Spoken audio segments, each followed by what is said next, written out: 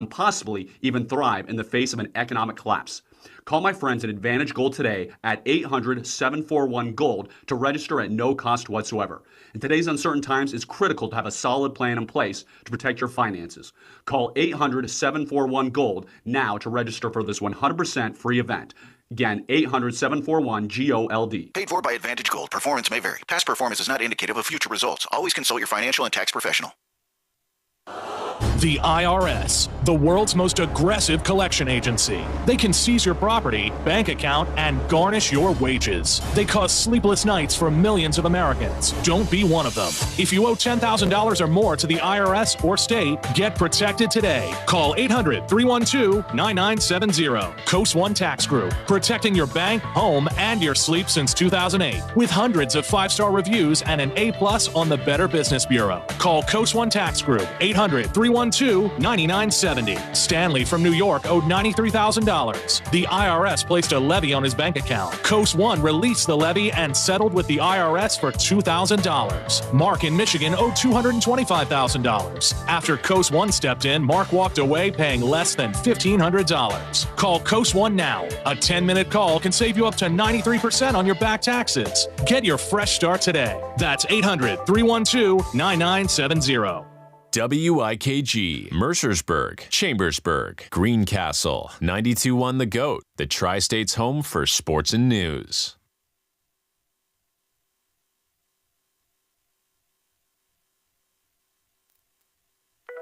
Local and live, covering Franklin and Washington counties, it's Let's Talk Tri-State with Tiny and Katie. Let's talk Tri-State. Welcome to Tuesday's edition of Let's Talk Tri-State with Tiny and Katie, and it's all powered by HomeRight Windows and Doors, the right choice, voted best in the Tri-State 2024. Katie, I want to remind everyone, because we haven't done this enough, is that we are on YouTube. So you're hearing us on 92.1 The GOAT. If you'd like to see what's going on and watch our interviews and our guests and our news reports live, you can do that. Just go to 921thegoat.com. All the info, the links will be there to get you over to our YouTube page. Subscribe, like, click the bell for notifications, and then you'll be notified every day, noon to 2, when we're on. I think it's important to do that because you never know who we're going to have on or what we're going to have on. Well, yeah, like last week we had a dog, a wonderful dog. We had 2 dogs last week. Yes, we did. We had Rosie and we had Jenga. That's right. Both were on. Oh, it was Jenga.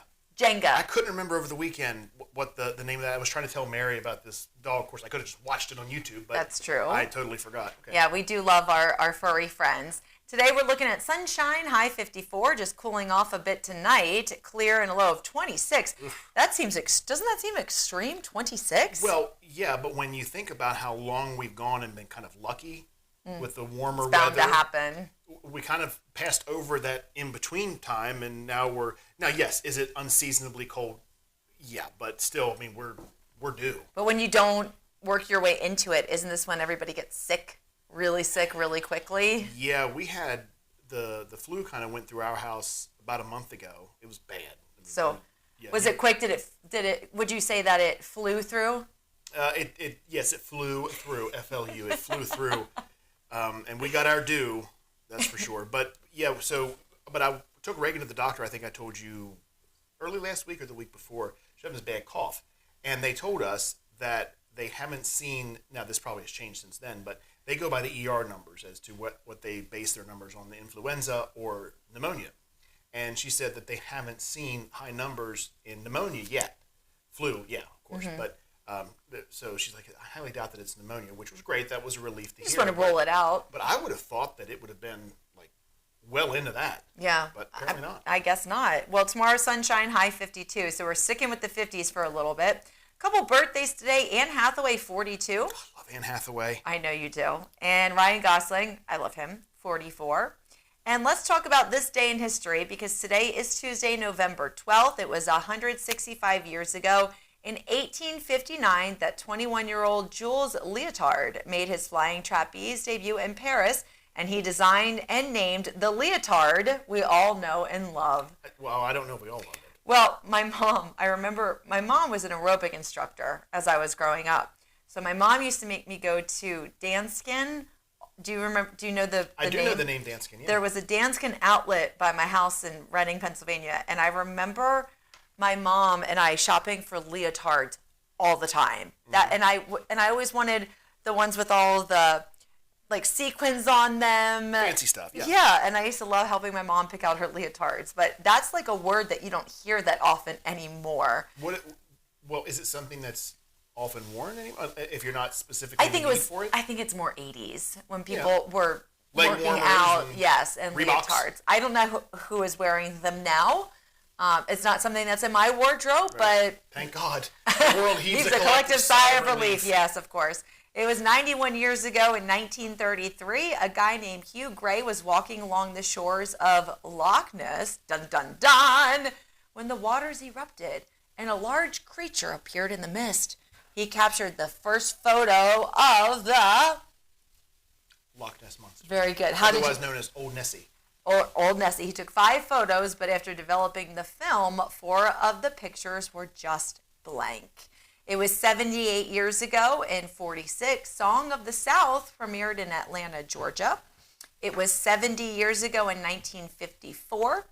Ellis Island closed after processing more than 20 million immigrants since opening the New York harbor in 1892.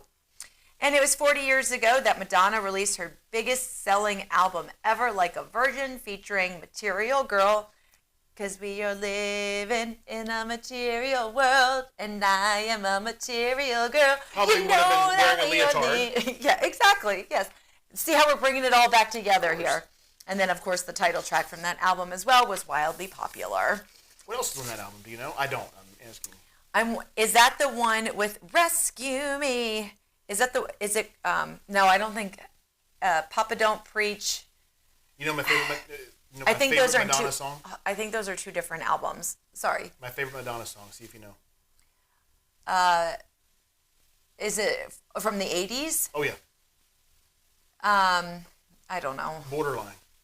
Borderline. Love that one. Feels like I'm going to lose my mind. If you keep I don't want to Okay. sing. All right. You like to sing. You sing. That's a good one. I should start working that into my regular repertoire of songs that I can Don't sing. ruin it for me. I've already suffered enough. Don't you think? That's one I forgot about, but that's a good one. Today is National Happy Hour Day, and it's also Chicken Soup for the Soul Day. So let's talk about happy hour a little bit. When is happy hour? Well, dates and times have changed, but depending on the establishment, general rule of thumb, happy hour is between 4 and 7. A lot of times it is half price or reduced cost drinks and appetizers, which is very difficult for us with our job because we don't leave until about 6. Everyone else has the happy hour. I know. Well, you know what I always say? Any hour with you, Tiny, is a happy hour. Can you order happy hour to go? Not generally speaking, because the whole idea is to keep you eating and drinking on the premise. When is National Happy Hour Day? It makes us Thursday for half-price cocktails and appetizers every November 12th. It's also Chicken Soup for the Soul Day. And back in 1993, Mark and Jack released the very first Chicken Soup for the Soul book. Wildly popular. And I remember reading those when I was a kid. I loved them. I love there's so many variations now, Right. but I really love the Chicken Soup for the Teacher's Soul. That was Yeah. always a good one. And it was in 97 that Chicken Soup for the Soul for Teenagers was released and read worldwide. I remember one of my aunts got me that one for the Teenage Soul.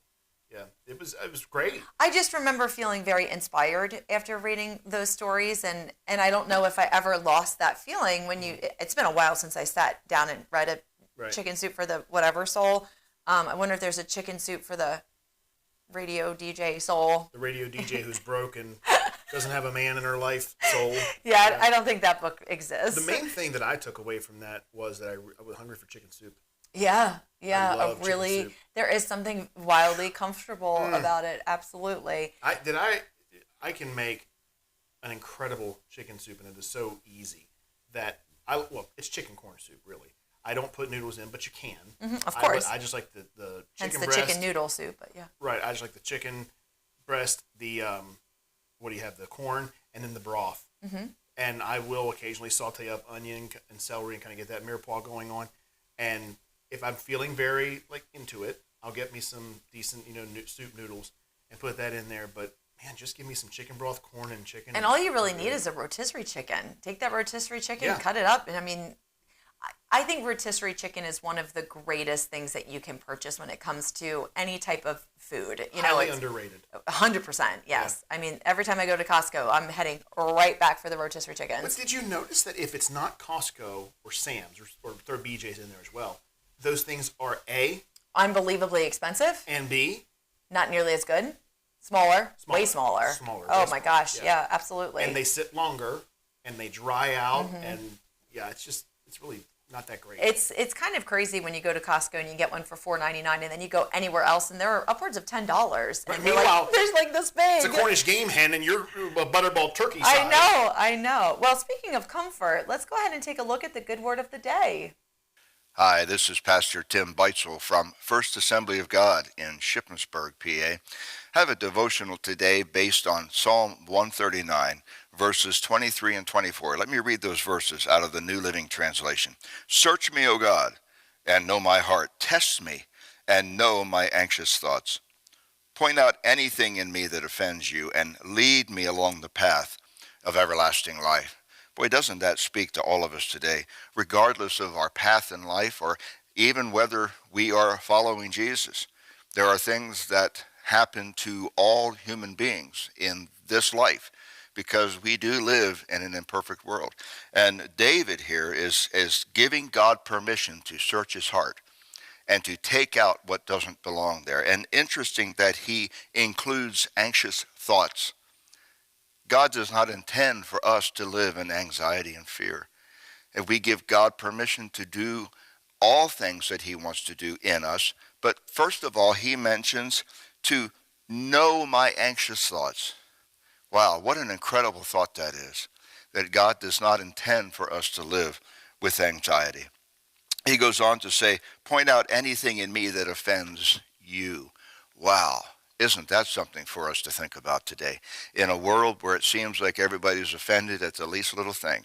Everybody seems to draw offense by everything. There's a real pandemic of a critical spirit going around. But listen, how about if we take the attitude before God that says, if there's anything in me that offends you, take it out. Good advice for us today. I invite you to check our church out at www.agshp.org. Looking forward to seeing you again real soon. God bless. Washington County's election board headquarters was one of the 14 local election boards across Maryland that received a bomb threat on Friday, November 8th, election officials said on Monday. Washington County Election Director Barry Jackson said a Loudoun County, Virginia bomb dog team swept the county's election board headquarters at Virginia Avenue and Halfway late Friday night, and they didn't find anything. Maryland election administrator confirmed Monday morning that every local election board in the state was checked for potential bombs by Saturday, whether or not that local office received one of the emailed threats or not. It's just so disheartening. I know.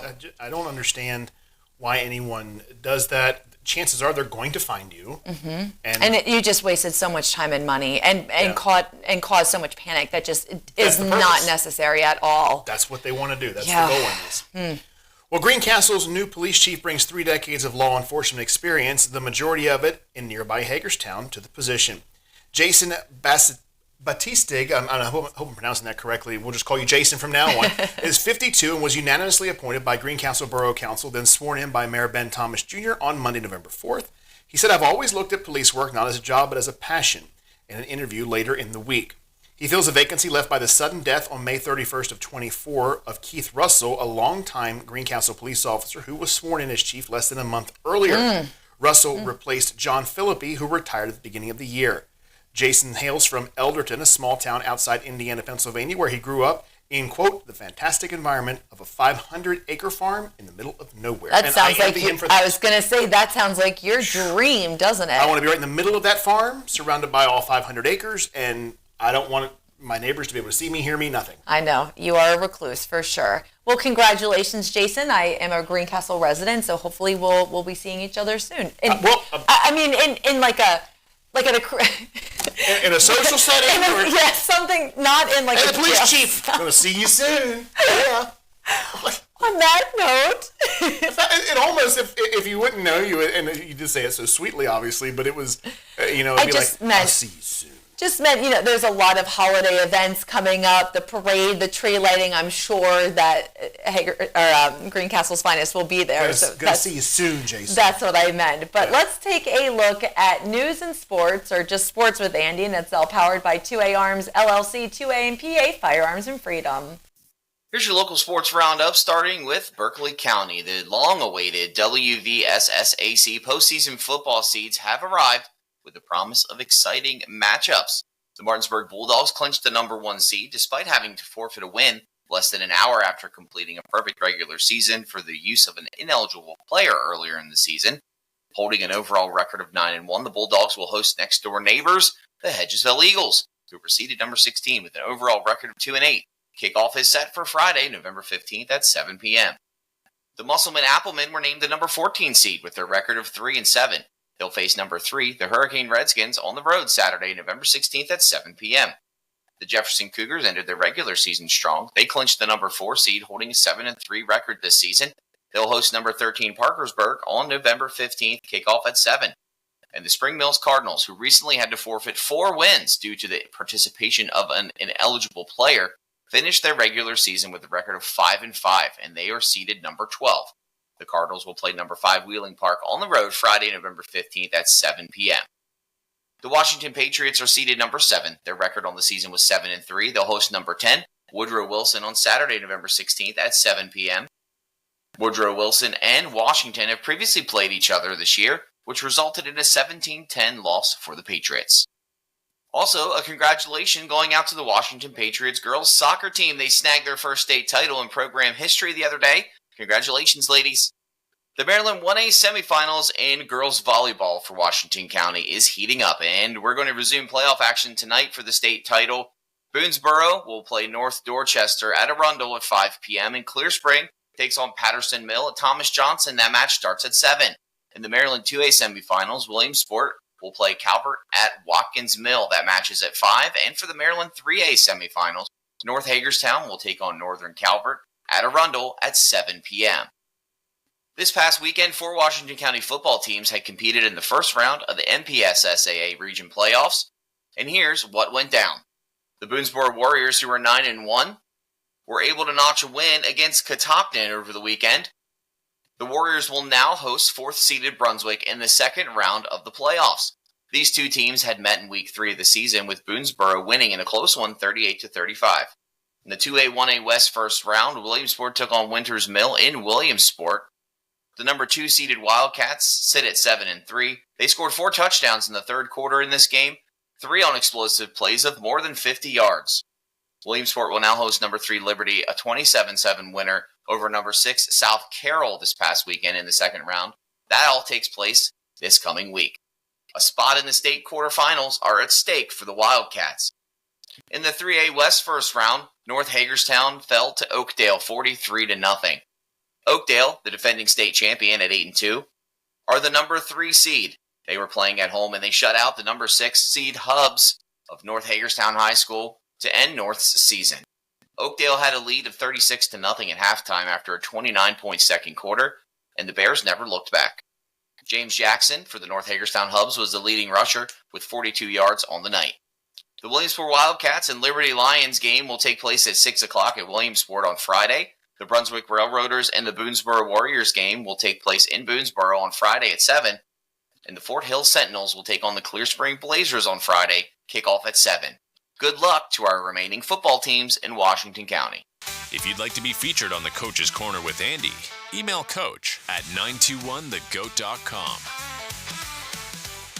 Planning the perfect wedding? Have you already had the ultimate wedding? Would you like to be featured in the upcoming Tristate Bridal magazine? If your dream wedding has, in reality, taken place within the past 3 years, submit your details at bestthetristate.com and you could be featured in the magazine. You know you want to. Go ahead. Say, I do want to share my dream wedding with the world. For submission requirements and more details, visit bestthetristate.com. It's game day, and there's no better way to fuel your excitement than with Fox's Pizza Den, where every bite is a touchdown. Whether you're rooting for the home team or hosting a watch party, Fox's Pizzas are crafted crafted with quality ingredients you can taste. From classic pepperoni to specialty pies loaded with fresh toppings, there's a perfect slice for every fan. Don't forget Fox's Pizza Den's delicious wings and sides to complete your feast. Always a winner, your local Fox's Pizza Den in Chambersburg. Order your pizza online now. Surplus City finds factory overruns, buybacks, and closeouts and turns them into great everyday deals. Check out the great selection of toys, along with Christmas decor, ornaments, pines, and more. Get ready for winter with assorted sweatshirts, clear plastic to cover your windows, stovepipe, and RV antifreeze. There's a great selection of flannel and fleece material. Assorted wood tabletops start at $54.49, and they have wood butcher blocks too. Surplus City, West Side Plaza, Lincoln Way West, Chambersburg. Celebrate the season in Williamsport, Maryland. The fun begins Friday, December 6th with the Christmas parade through town, followed by the lighting of Byron Memorial Park's Christmas display. Then Saturday, December 7th, 11 a.m. to 4 p.m., join the second annual Cocoa Crawl. Spend $25 at a downtown business for your free 2024 Christmas mug. Then try the many hot chocolate varieties at participating businesses. Supplies are limited. Celebrate the season in Williamsport, Maryland. Due to continued growth, Chambersburg Waste Paper is hiring full-time CDL Class A flatbed drivers and Class B roll-off drivers. Drivers are home every night. Chambersburg Waste Paper offers full medical benefits, productivity and safety bonuses, paid time off, and matching 401k. Email your resume to recycle at cwprecycle.com or apply in person at 2047 Loop Road, Chambersburg. CWP, an equal opportunity employer. Drive for the dream.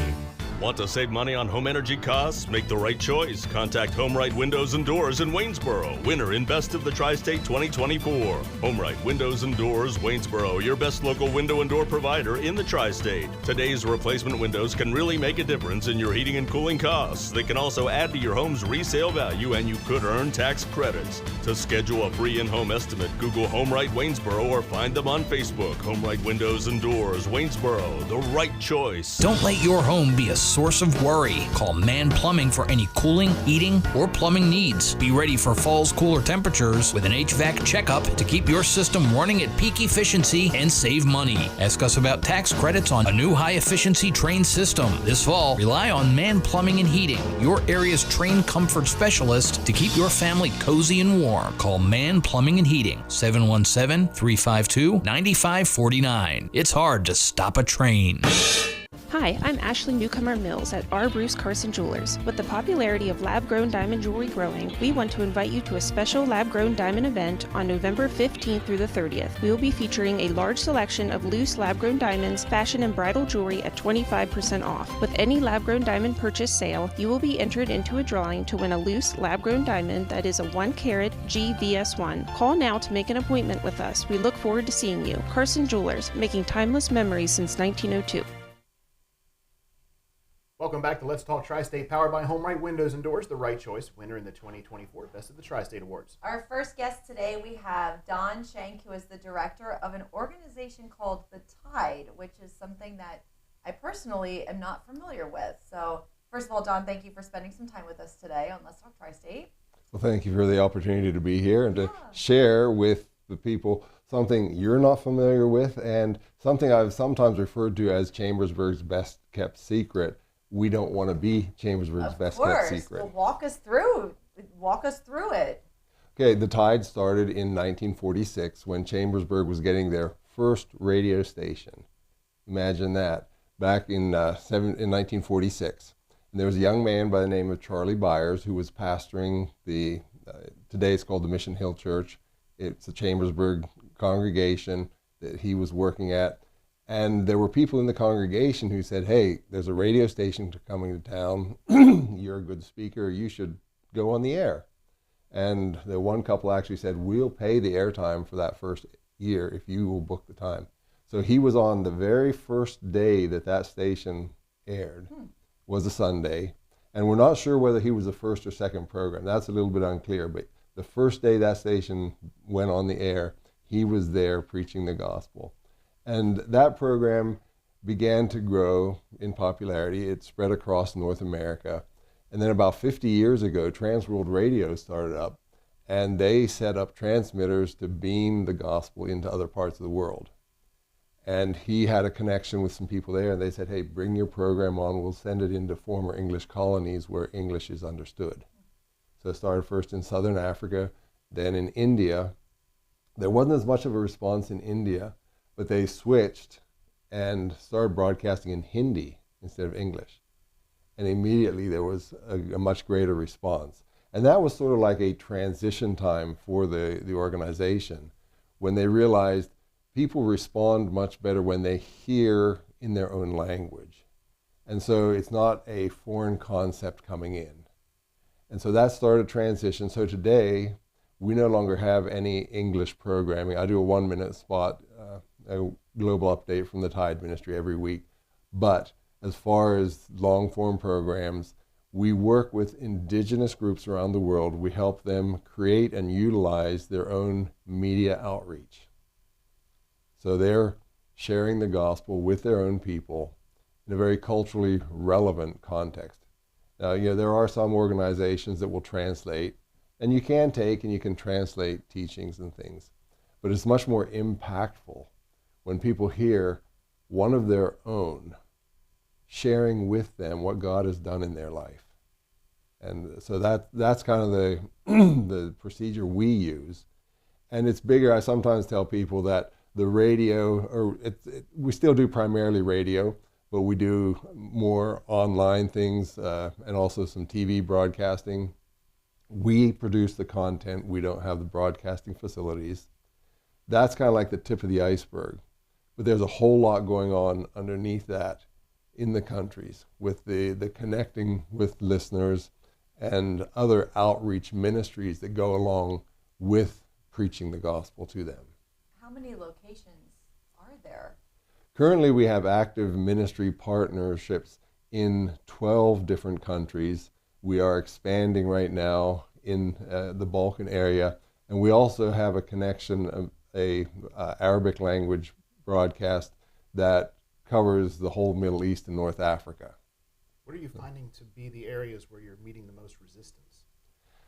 The greatest resistance right now is India. Basically anywhere from the Middle East across Central Asia into South Asia, there's resistance.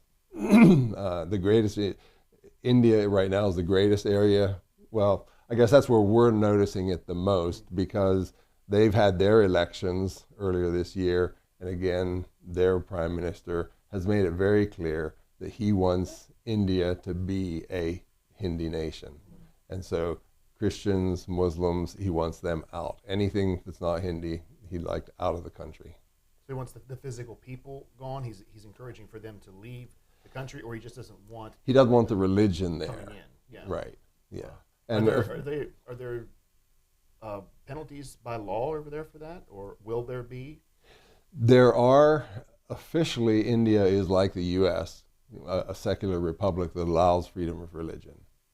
But more and more states within India are enacting what they'll call, they have different words for it, but it's essentially anti-conversion legislation. So it is illegal to try to convert someone from one religion to another. So it's not necessarily illegal to be a Christian, but to try to convert someone. And for many people, if they do accept Christianity, if they want to change their religion, it's actually a legal process, because your religion is part of your documentation. Like, we don't carry ID cards, but if you had your passport, or in many of these countries, they do have ID cards, and it will state their religion on there. And to get that changed is a legal process. Interesting. Don, walk us through a little bit about your background and how you ended up with the Tide. Oh boy, how far back do you want to go? Well, first of all, you said you were born in Africa. Yes. What part of Africa? I was born it's Zimbabwe today. It was Rhodesia when I was born. Wow. And I went through my schooling there. And when I was about 16 years old, had just finished high school there, it was time, my parents were missionaries. They were due to come home to the U.S. And at that time, there was a war for independence there. From the local people trying to gain independence from the colonial white regime that was there. And at that point, they were not sending any missionaries back at that time. I stayed here, went to college, graduated, got married, was working. Don't have time to tell you the whole story. You can have my wife in here to tell her side of it sometime. But we felt God calling us to go back. And so in 1988, my wife and I went as missionaries, and we served for 12 years there. Back to Zimbabwe? Back to Zimbabwe. And in 2000, I didn't want to come back, but God clearly said, I'm done with you here. Move on. And when I came back through another series of events, I found out about this opening. The director of the Tide Ministry was retiring at that time, and I applied, and here I am, part of a missions organization. So God got me back into ministry in an organization where I can still have an impact around the globe and have the opportunity to travel to some of these countries, because we do take teams to help train and encourage the indigenous leaders that we have the partnerships with. When it comes to missionary trips, I think a lot of people may have just heard the terminology, but they may not quite be as familiar with the ongoings of that. Could you take us through what that was like for you? How long were you over on the missions trip? 12 years. 12 years. Yeah, just take us through like what that's like. What we over here may not, when we hear it, really. I think that's interesting. That I find interesting, and I think a lot of people would be interested in that as well. Yeah. Well, when we were first sensing God calling us, we contacted the missions organization that my parents had been with, and said, we're interested, we're sensing God calling us. And they said, well, what do you think you'd like to do? And I said, I know the mission has farm operations. I think I'd like to go help out and work on the farms and help run those farms. And they said, well, we don't really need that right now. We need teachers. And I didn't graduate with a teaching certification, but they were so desperate for teachers, they let anybody with a bachelor's degree come and teach. So I went and I taught high school science for 5 years. Oh. And then the church over there asked me to move to a Bible school. And so I taught at a Bible school then for the next 7 years. And when you're there, where do you stay? We stayed in housing. It was similar to housing here. I mean, it was like a normal house with indoor plumbing. And it was on a mission, what some people would call a compound or a mission station. And on there was a boarding school facility. So the students came, many of them actually came from the cities. You'd have thought that maybe they'd have come from other rural areas, but they came from the cities out to board. The missions had a reputation for giving good education. And so that's where we lived. And of all the places that you've been to, as someone who is also an avid traveler, which one resonates with you the most? I can't say any resonate the most. I just love to travel. I love to meet new people and to experience new cultures. Is there one that sticks out that you just think, I felt so impacted by this particular group of people or this area or this culture? I think Pakistan really, I felt that way because I went there feeling, I honestly was very apprehensive because Pakistan is an Islamic republic. And so I was going as a believer, and I was going with another minister. We were going to participate in a conference. And when we got there at immigration and I was going up to the desk, I was in my mind praying, God, just give us favor. And a guy came and he pointed us to, and he said, you two get over in this line. And a new guy came out and sat at that desk. And he just smiled at us and welcomed us. And it just changed my whole, right away I was at ease. And then the way the people interacted with us and, had the opportunity to go out into their homes and to experience not just as a tourist, but real life for what it is like for a Pakistani person to live there. And when, roundabout when was that? That was in 2018 when I was there. So how can, Don, here's a question. How can the community support you and the Tide? Glad you asked that. Obviously, people think, first thing we want money because it does take finances for all these things. But there's a whole, not a raft of ways, but several ways that the community can get engaged. One that we're looking at right now, we're ramping up for. We started a couple years ago doing an annual shoe drive. We call it Your Souls, Their Souls.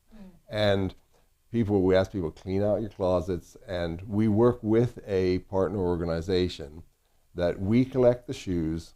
They actually pay us for the shoes by weight. And then they take those shoes and they help indigenous groups in third world countries. They will take somebody and give them some business training, and then they give them shoes as inventory to set up their own little shoe store. Interesting. And then what they pay us for the shoes, we're taking, and we're using that in India right now to do literacy training. Because our focus is primarily on the rural areas where there's a lot of poverty. The education system is not well developed. I mean, India is a tech country, but that's like in the urban areas. Out in the villages, there are people who just don't have the education. And so we have set up training centers to teach them to read and write. So we have adult literacy training centers, we have children literacy training centers. And the funding for those, what we take in from the shoe drive, we're using to fund the literacy training in India. And so is this the shoe drive currently going on? We do, officially, it's going on from January through March next year. Okay. But people know that now that we've done it a couple years, people know this, and right now we have sitting outside our office, we have a big storage container because Cube Storage said, hey, where are you putting all these shoes? We don't really have somewhere, so they had an extra cube they set outside our office. And where's your office? I'm sorry to interrupt you. Okay, it's just outside of Green Village. It's on Route 997 or Cumberland Highway. We have office space in the Lehman Construction building there. So if you know where Lehman Construction is, you'll see our sign as you're driving by there. And so even though the shoe drive isn't technically going on, if somebody was cleaning out their closet now as we're getting into the winter months, they could still bring them by and drop them off. Right. And we will, when the actual shoe drive is going on, we have numerous businesses and individuals who will be collection points for us. So those will be on our website at thetide.org. And then when you take the shoes over to different places, are you ever in need of somebody to go with you and your organization to these places? We don't take the shoes directly. Okay. We collect the shoes, and there's the partner organization. They're the ones that distribute them.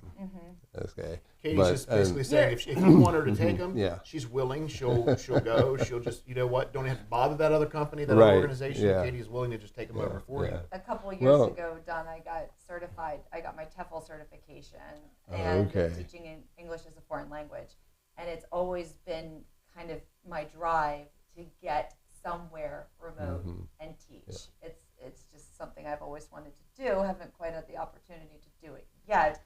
So as you're talking, I'm just thinking, how can I go with you to some of these places and assist? When we do take these teams, we call them leader-to-leader teams, but that's a bit of a misnomer because oftentimes the teams, we might have one pastor on the team, but a lot of what we would call lay people, just regular people like you, and helping just to go and to encourage and to teach and to interact with people. Yeah, she's like she said, she's one of a goal has been to teach remote, somewhere remotely, and my goal has been to get her somewhere remote. So I think we could work together and really serve a bunch of masters here. Why not? Well, we're ramping up. COVID kind of closed us down a little bit on our overseas trips, but we're getting back up there and scheduling for the future. Is there anything physically going on at your offices that people would be able to come and participate in other than dropping off shoes? Would there be I don't know how else to say it, but would there be a reason to show up at your office for anything, to be there? We do have volunteer opportunities. One of the things, obviously, we do mailings. So we have volunteers that come in and they help stuff and address and seal those, get those going. During the shoe drive, we have people come in and they help sort the shoes, package the shoes, and get them ready to go. So there are at times opportunities. We have golf outings where their volunteers would come and help at the actual golf course. We started doing about 3 years ago a race to share the gospel. So people can get engaged in that. We started first virtual, but now this year in the spring was the first time we did an in-person and virtual. So that's coming up in May next year. We'll have another race to share the gospel. So there's ways for people to engage beyond getting out the checkbook and writing a check. Sure. But you would still take. Definitely, if anybody has that checkbook ready to go. It's because I don't want it to sound, Don, I don't want it to sound like you're discouraging anybody oh, from no, we whipping out the checkbook and not. stroking a check. We are not, yeah. Don, with the last minute that we have left, if this was piquing someone's interest, how do they find you, get more information?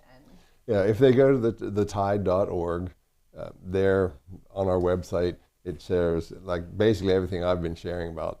You can get more information about that. And as I mentioned, we love visitors to stop in just to talk with us and to visit and see who we are and ask questions. Or call us at, if you're in this area, 717-264-7288. Perfect. Thank you so much, Don. This was very interesting. Yeah, well, thank you. Thanks for sharing a little bit about your travels, too. Really interesting. Coming up, we're going to take a look at sports, and it's all powered by Beatrice Men's Health in Hagerstown. They have telehealth available, and you can find them online at beatricemenshealth.com. Maggie and Perloff on the Infinity Sports Network. I feel the same way that I felt yesterday. I feel like this was a game that the Cowboys should have won. They did. They did. I didn't think they were spectacular, but that's okay. You don't have to do style points. This isn't college. We're not trying to impress the BCS. This was good for them to get away with a win. And I still have them not making the playoffs this year. Hey, this is Maggie Gray on 92.1 The GOAT, the Tri-State home for local sports and news. Moving, downsizing, or renovating? Donate any new or gently used furniture, home decor, or building materials you no longer need to Habitat for Humanity's Franklin County Restore. They can even arrange pickup for larger donations. Your donation will help generate funds to build the next Habitat house. And if you need items for your home or project, shop the Restore and you might find exactly what you need. Habitat for Humanity's Franklin County Restore, Lincoln Way Shopping Center, Chambersburg, the store that builds houses and hope. Life can throw unexpected curveballs. When that happens, turn to Weatherholtz Bonding, your trusted partner in tough times. Their team will get you out and back to your life fast and with the lowest financing plans allowed by West Virginia law. Licensed in West Virginia, Maryland, and Virginia with nationwide coverage. Call Weatherholtz Bonding 304-267-5888. Reclaim your freedom. Devil Dog Recovery is your trustworthy choice for vehicle repossession. Devil Dog Recovery, 304-264-8233. Fast, reliable, always ready. Are you currently medically uninsured and a citizen of Washington County, Maryland? Uninsured citizens are healthier and more productive through free access to health care. The Community Free Clinic can help those in need of physical or mental health care, including prescription medicine and lab services. Services are not based on income. Most services are free to qualifying patients. Are you currently medically uninsured? If you are in need of physical or mental health care, go to mycommunityfreeclinic.org to see if you qualify. Your health, their priority. I am a father. I am a mentor. I am a wife. I am an artist. I am a husband. I am a friend. I am a sports fan. I am your neighbor. I am a member of your church. I am. I am. I am. I am a police officer.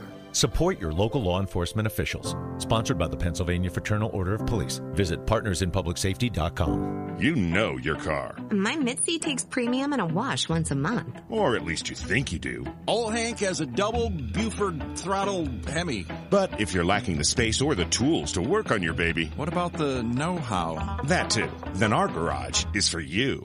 Danny's Garage, your local Volkswagen and Audi specialist with over 45 years of experience. Stop in and see why the Tri-State area trusts Danny's to get their Volkswagen and Audi right and back on the road in no time. Stop by Danny's Garage in Quincy today. Everybody's athletic journey is different. Some athletes might find themselves injured and others are looking to get back into their favorite activity. At Meritus Sports Medicine, our expert team will support the unique needs of athletes of all ages and levels, from youth to professional. Conveniently located at the Valley Mall, our new facility boasts leading-edge technology and the compassionate local care everyone deserves. Our expert team will develop individual treatment plans guided by the needs and goals of each athlete. To learn more, visit meritushealth.com/sportsmedicine. This fall, cozy up with incredible deals you won't want to miss at Boost Mobile by CPA Wireless. For new customers, buy a Moto G 5G and get another one free. That's right, 2 for the price of 1. Or switch today and get the Moto G Stylus 5G or Samsung A25 for free. Not a fan of Android? No worries. Grab an iPhone 12 for just $49.99 when you switch. And for our current customers, you can snag it for as low as $99.99. Find a participating store near you at cpawireless.com/locations. Hurry, these fall deals won't last long. Boost Mobile by CPA Wireless, where the best deals fall right into your hands. Flood, fire, smoke and water damage, odor or mold mitigation. Whatever the disaster, Rainbow Restoration can make it disappear. Their fully trained and certified professionals will get your home or business back on track. Pioneers in the restoration business, Rainbow Restoration's cleanup experts are available 24 hours a day, 7 days a week. No matter the project, Rainbow Restoration in Waynesboro will get it done right. A proud neighborly company. Find them online at rainbowrestores.com. Hey, it's Cody from Bell Jewelers. Are you looking for the perfect gift? Bell Jewelers has you covered. We are a family-owned jewelry store here in Chambersburg. We offer the largest selection of natural and lab diamonds in the area. Explore our exquisite collections from Levion, Simon G, and Pandora. Whether it's a gift for a special occasion or just because, you will find the perfect piece at Bell Jewelers. Plus, with our in-house jeweler, you can trust us for all your custom designs and repairs. Stop by and see us on Norland Avenue in Chambersburg. Bell Jewelers, your diamond destination. Local and live, covering Franklin and Washington counties, it's Let's Talk Tri-State with Tiny and Katie. Downtown Chambersburg is sporting a new business, and it's called Shabby Chic Farmhouse Boutique. The new establishment, which is located 29 South Main Street, they offer a variety of clothing, jewelry, decor, and even they have a space for local artisans. The new store occupies what previously was a printing establishment. But Tiny, I love the name Shabby Chic Farmhouse Boutique, and I'm very interested to see what a chic farmhouse looks like. Like, I have an idea in my head. Just watch Joanna, Chip and Joanna. Chip and Joanna. Is that farmhouse chic? Yeah, is that what you call that's that? Shabby Chic. That's the like the barn dominium type look. Now, watch, I would probably go there. And it's not at all that. It wouldn't be that, but that is, as I know it to be, I believe that's what it is. That sounds like a really cool business to be checking out.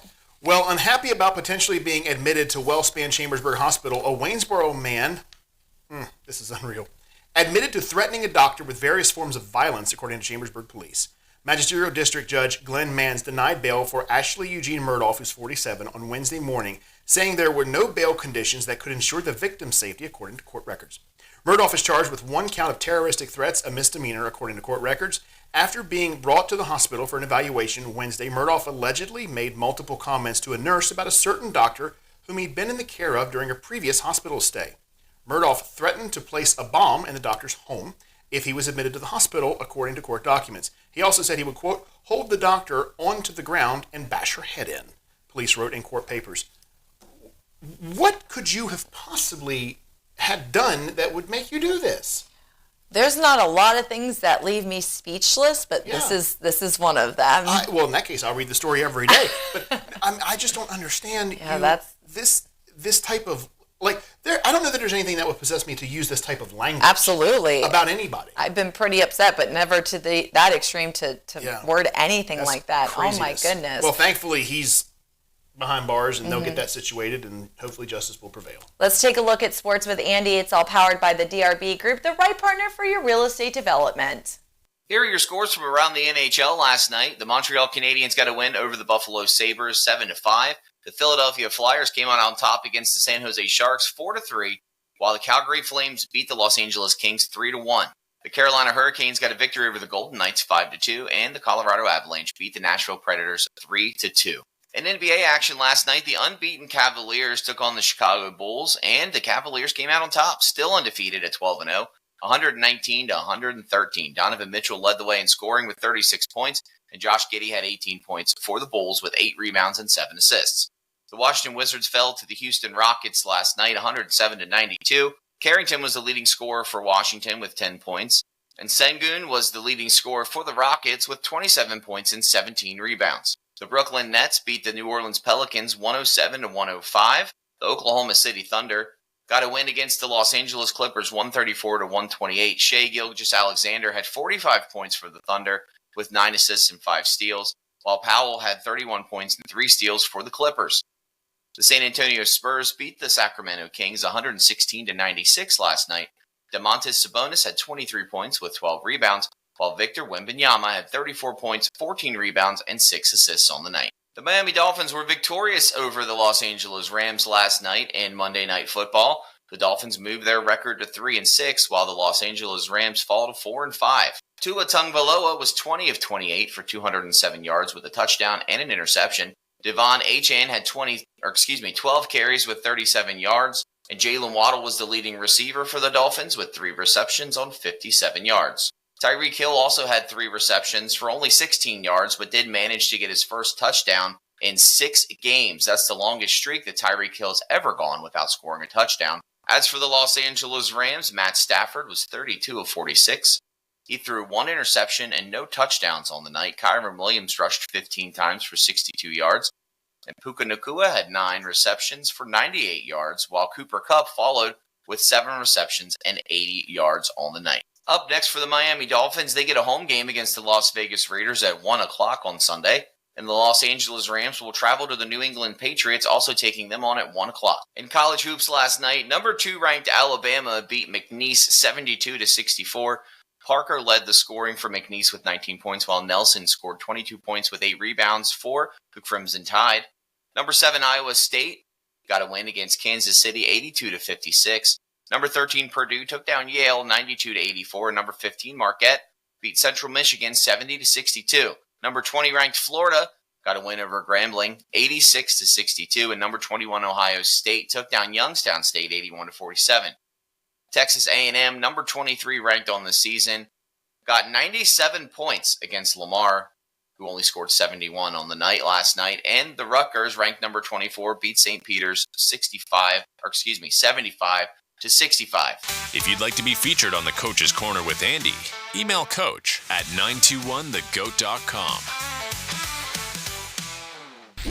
The JR Sport Brief on the Infinity Sports Network.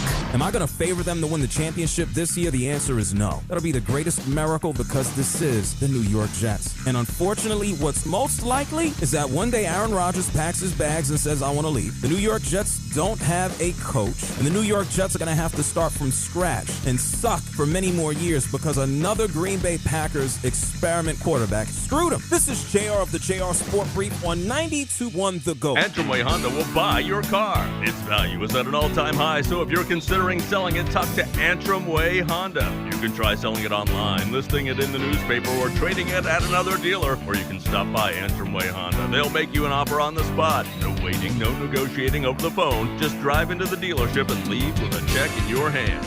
Even if you're not interested in purchasing another vehicle, it's that easy. Antrim Way Honda, 200 South Antrim Way, Greencastle. Tired of tripping over that old squeaky floor while trying to impress the in-laws? Or worse, does your uncle keep asking if your cabinets are vintage and not in a good way? Give yourself the gift of beautiful floors and shiny cabinets from Dick's Cabinetry and Flooring. Whether it's hardwood, tile, or carpet, you'll glide through the holidays, not trip over them. And Dick's has cabinets that will make even your picky cousins say, wow. Dick's Cabinetry and Flooring, Lincoln Way, East Chambersburg. They're serious about your home. Show love to your local shops this holiday season and be rewarded. Shop small November 18th through December 6th, and you could be reimbursed by your favorite station. It's your chance to be rewarded just by supporting small businesses like Buchanan Trail Tire and Auto, Lensing's Garden Center, 2A Guns and Ammo, and Mackey's Glass Service. Upload your shopping receipts from one of the participating businesses on this station's website under the Shop Small Win Big promotion for a shot at being reimbursed. No purchase necessary. See website for details. Whether you're new to vaping, are thinking of starting, or already vaping, Vast Vapor will treat you right. Electronic cigarettes are not one size fits all. Vast Vapor works with you one-on-one to help you select the best items to be a true replacement to your smoking habit. With great products and expert advice, Vast Vapor is here for you. Ask about their 7-tier rewards program that actually allows you to get the products you want. and give them a like on Facebook. Vast Vapor has 3 locations on Moggins Avenue next to Subway in Hagerstown, on the Point near Walmart, Waynesboro, and Gateway Avenue in Chambersburg. Vast Vapor is hiring additional team members for all 3 locations. Has vaping changed your life? Are you passionate about helping others understand the benefits of tobacco harm reduction? Are you reliable, energetic, and trustworthy? Are you an individual with a good sense of humor? Then Vast Vapor is the place for you. Join the Vast Vapor team and help customers make a positive lifestyle change. Vast Vapor, we're not blowing smoke. Hey, it's Britt and Court from Black & Blush Boutique. Have you heard of Pink Friday? It's a nationwide event held on November 22nd, encouraging customers to shop small business first this holiday season. We will be open from 9 to 7. Loyalty bag holders get 25% off all day with doorbusters starting at 9. Check out our Facebook page or Instagram for more details about the event. Black & Blush Boutique. Trendy, modern, made for you.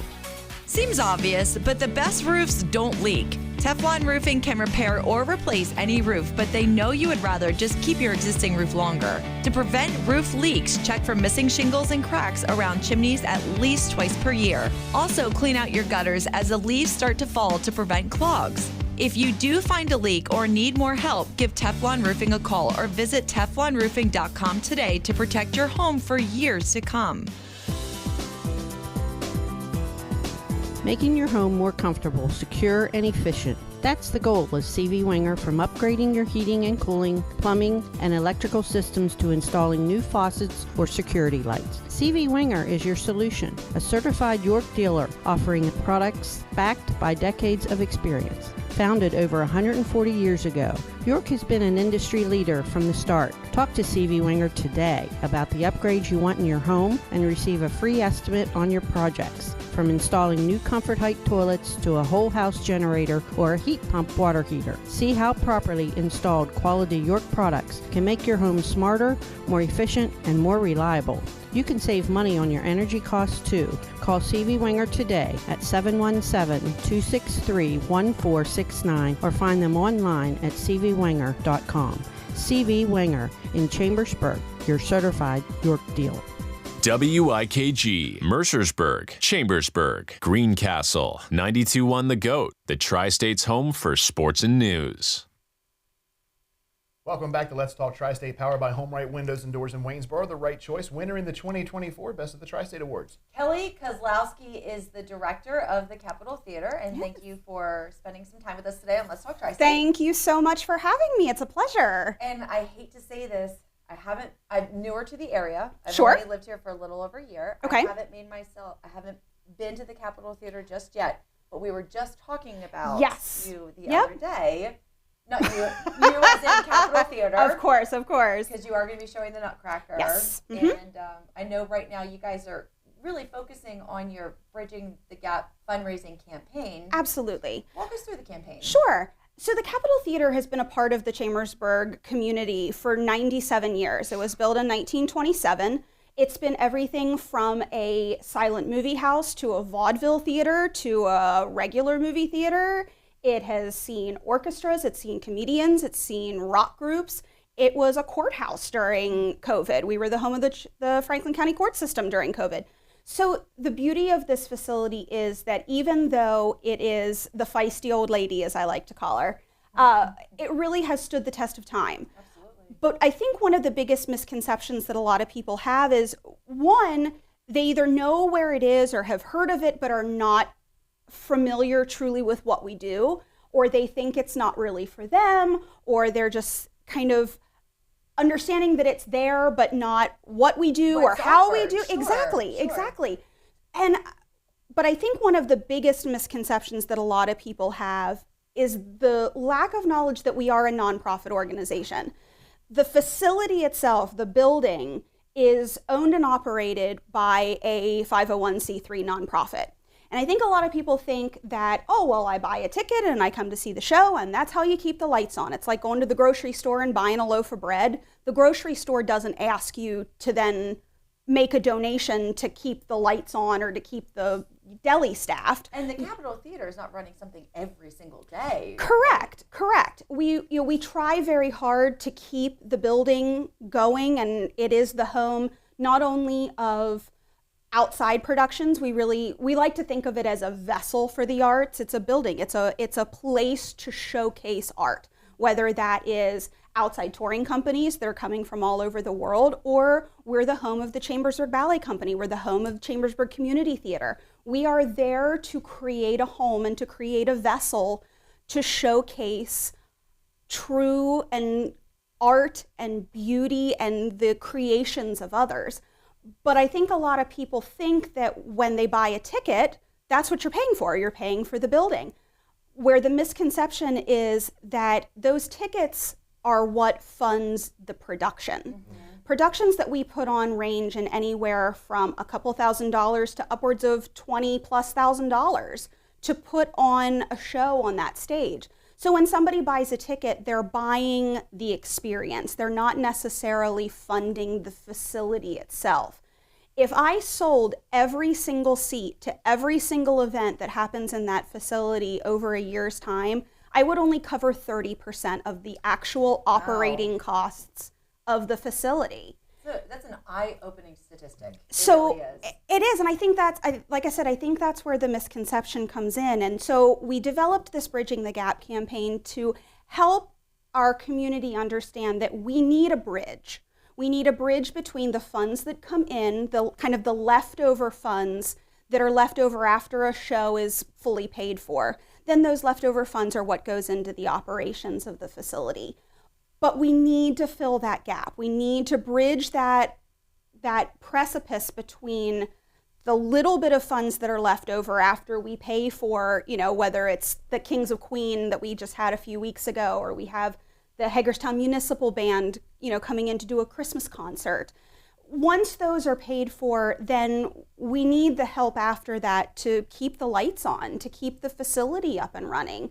I jokingly, like I said, I call her the feisty old lady because, she's 97 years old and it takes... She can leak, she can... Exactly, she can leak, she can, you walk in one day and it's raining and all of a sudden it's raining in the lobby, which has happened to me before. Yeah.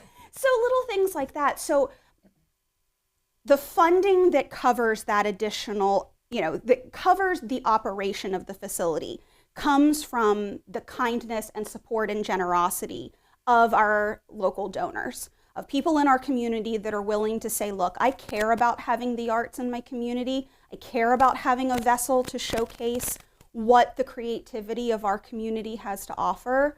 And that's where we seek out the kindness and generosity of donors within our community, whether it is through individual donations, whether it's through business sponsorships that are willing to come on and say, hey, I'm willing to partner with you, and I'm willing to say I will use what megaphone I have as a business to share with the community what you have to offer. Or whether it's grant funding or things like that, us seeking out our local government and our state government and our federal government to make an investment in what we're trying to do and trying to keep the arts alive in our community. It's been alive and active for 97 years. I certainly don't want to be the one that stands in the way of keeping it around for another 97 years. I'd like to see it hit 100. I've been a part of the organization since I was a kid. And so to be able now to have some control in the driving force of how we keep it alive, I think is so important. So we need that support from our community to, jokingly, bridge the gap, but truly bridge the funding gap between what comes in solely from our ticket sales and then what is needed just to keep the lights on, to keep the building running. Are there certain events that you are hosting within the campaign for fundraising? So we do a couple of fundraising events throughout the course of the year. Our Bridging the Gap is kind of our overarching funding source, kind of the education of how we work things and the education of where those funding gaps come in. And then we have 3 fundraising events that we do throughout the course of the year. We do an Irish happy hour around St. Patrick's Day with Irish music and drinks and food, and that becomes kind of a fundraiser. And then we do 2 outdoor concerts. We do a Blues, Brews, and Barbecue in the spring, and then we do our Backlot Blast in the summertime, which are our fundraising events. And the nice thing about those events is that we're very open with our performers to say, listen, here's the education of how we fund things. Here's the education of the gaps that we have. Are you willing to work with us and make your appearances at somewhat of a reduction to help us raise that money, to help buy into the idea that we want to have places for you to perform for the future? Or are you willing to step up and help? But we try to keep that overriding message flowing through of needing that bridge above and beyond what our ticket sales cover. I had no idea. I mean, so I'm glad that you're sharing this information. If I didn't know, I'm sure other people didn't know either. Absolutely, absolutely. And I think that's like I said, I think that has been the misconception for a long period of time. And I get it. I completely get it. Like I said, I made the analogy before. When you buy a product, you think you're buying, the product is paying for not only the product, but the store you're buying the product from. And I think people have the same misconception with us too. Well, I'm buying a ticket, I'm getting the product. So that's what's not only paying for the performance, but that's what's paying for the seat I'm sitting in and for the person working the box office that I bought the ticket from. And it really isn't. From a staffing standpoint, we have the lowest staff to event ratio of any performing arts complex in the tri-state area. So we run on, we have an amazing group of volunteers that are willing to help out and willing to kind of fill those holes that we need.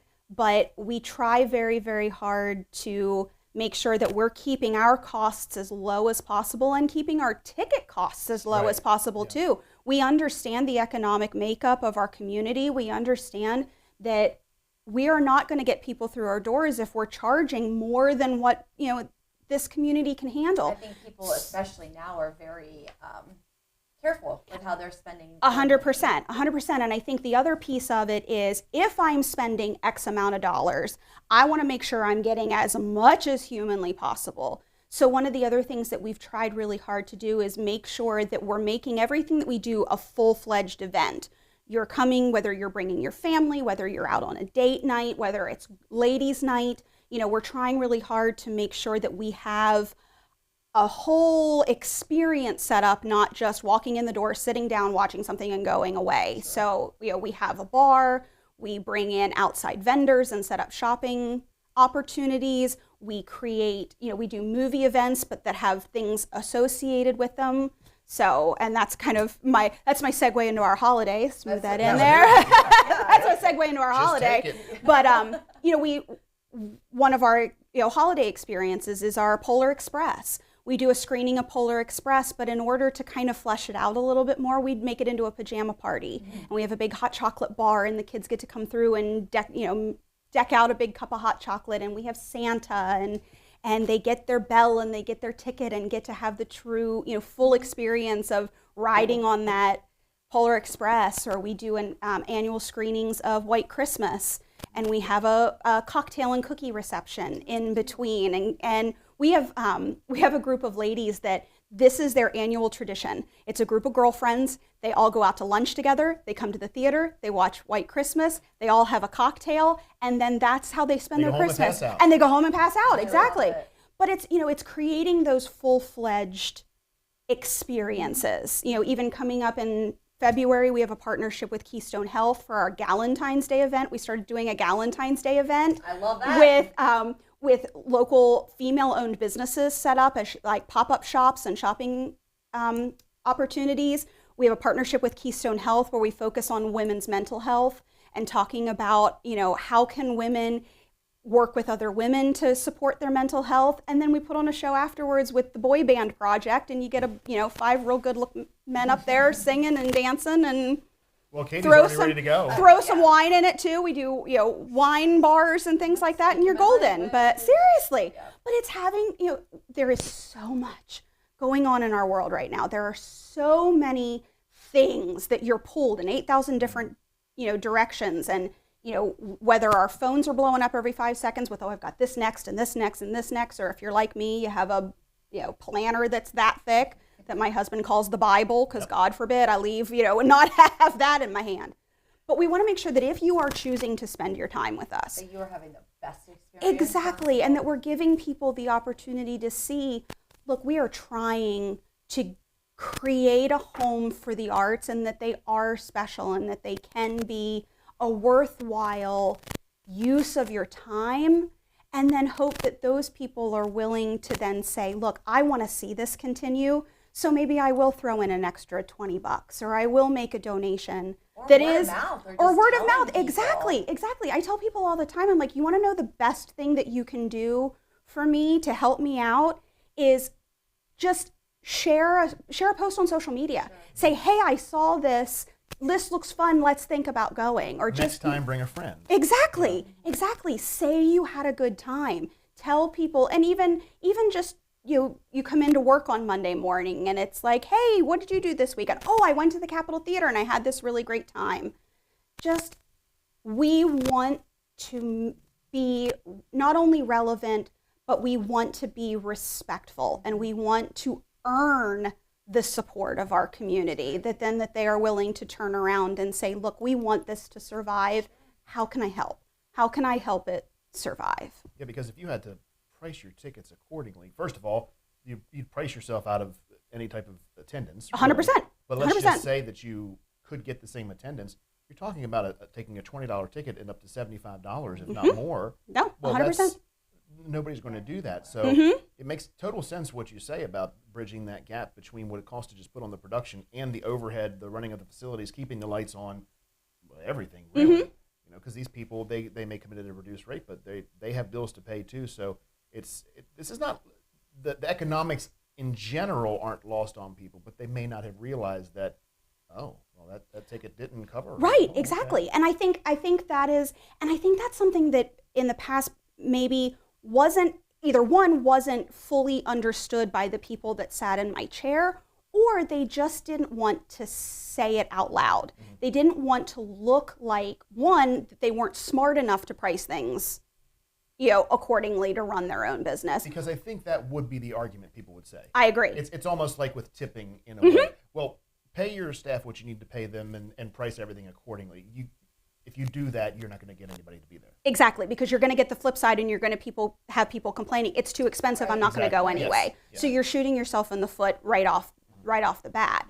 So if you have that conversation and create a good enough experience so people want to keep coming, and then you can share with them, hey, this is a nonprofit organization. We are doing everything that we can to keep our costs as low as humanly possible and run on, a wing and a prayer. But we need that little extra help of understanding that, hey, we can get to, in a best case scenario, we can get to about 30%. Can you help us? Can you help us another 10%? Right. Can you give, are you willing to step up and say, this is a worthwhile investment, this is worth my time, and I'm willing to step up and say, yeah, I'll help a little extra. And it's such a staple in the community. So when she is 97 years old. And is it the original structure? Is it the original building? So the theater itself, yes. The theater itself is. In the early 2000s, they built an addition onto the theater that included a new concession stand, and then we have an events room upstairs. So then that events room is anything from a meeting room to our community theater uses it as a black box theater.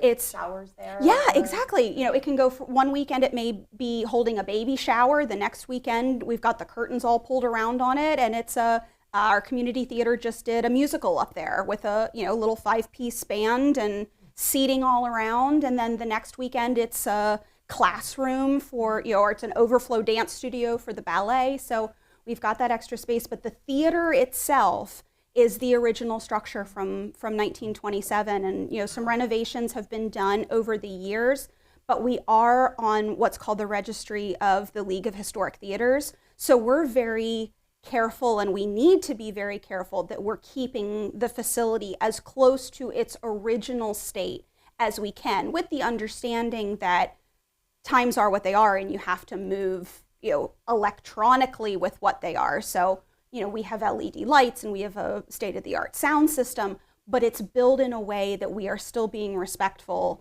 to what the building looked like in 1927, 1928, when people are walking in to see a silent movie. And if somebody wanted to help out, and as you're talking, somebody is thinking, oh, wow, I really want to show my support for the Capital Theater, how could somebody do that? Sure. So you just go to our website, www.thecapitaltheater.org. Capital with an O, theater with an R-E, because there are about, believe me, there are about 20 Capitol theaters all around the country, and at least a couple of times a month we get a phone call at our box office of somebody calling for a show that we have no idea what they're talking about, and we're like, aren't you in Albuquerque? Exactly, or it's the oh no, you're in Georgia, you're not in, we're in Pennsylvania, but nice try. But we'd love for you to come. Exactly.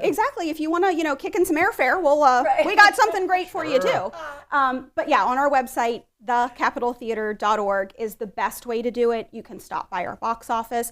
You can follow us on social media at Capitol Theater Center. We're on Facebook and Instagram. We have a wonderful social media manager who makes all of us look good. So that's all we can ask for. We really try to get our message out as much as we can because we know everybody's so bombarded with messages that we don't want to get lost in the noise. But we need to earn the right to not get lost in the noise too. We don't expect anybody to listen. We don't expect anybody to do, what they wouldn't do otherwise. We just, we want to earn your respect. We want to earn your attendance, and then we want to earn the right for you to enjoy yourself and tell people that you had a good time. Yeah. Oh, Kelly, this was great. Thank you so much for sharing all of that with us. Thank you guys. Thank you guys so much. We'll see you over the holiday season. Hey. I really want to see the Nutcracker. Yes. I really want to see it. That's on my list for sure. 100%. And coming up, we're going to take a look at news and sports, and it's all powered by Legends Bar in Chambersburg. You can satisfy your sports fix at Legends Bar with game day specials and cold brews. They're located on Hollywell Avenue in Chambersburg. Maggie and Perloff on the Infinity Sports Network. I feel the same way that I felt yesterday. I feel like this was a game that the Cowboys should have won. They did. They did. I didn't think they were spectacular, but that's okay. You don't have to do style points. This isn't college. We're not trying to impress the BCS. This was good for them to get away with a win. And I still have them not making the playoffs this year. Hey, this is Maggie Gray on 92.1 The GOAT, the Tri-State home for local sports and news. Want to save money on home energy costs? Make the right choice. Contact HomeRight Windows and Doors in Waynesboro, winner in Best of the Tri-State 2024. HomeRight Windows and Doors, Waynesboro, your best local window and door provider in the Tri-State. Today's replacement windows can really make a difference in your heating and cooling costs. They can also add to your home's resale value, and you could earn tax credits. To schedule a free in-home estimate, Google HomeRight Waynesboro or find them on Facebook. HomeRight Windows and Doors, Waynesboro, the right choice. Go to 921thegoat.com to enter the Ho-Ho Home for the holidays for a chance to have your mortgage paid for 1 year, all thanks to DRB Homes. Discover the incredible offer from DRB Homes this November across Pennsylvania, Western Maryland, Eastern Panhandle, and Winchester, Virginia. Secure your new home with just a $1 contract deposit. Act fast. This deal is available for homes closing by January 31st, 2025. Ready to make your move? Learn more at drbhomes.com. Shelters are full across the country, and the Humane Society of Washington County is no exception. Hundreds of animals are in care between the shelter and foster homes. They need your help. Please consider adopting a pet or volunteer. Help walk dogs, wash and fold laundry, distribute food from the pet food bank. Have a garage, warehouse, barn, or other suitable shelter? Adopt a working cat. You can save a life. Adopt a pet from the Humane Society of Washington County, and remember to have your pets spayed or neutered. Learn more ways to help at hswcmd.org.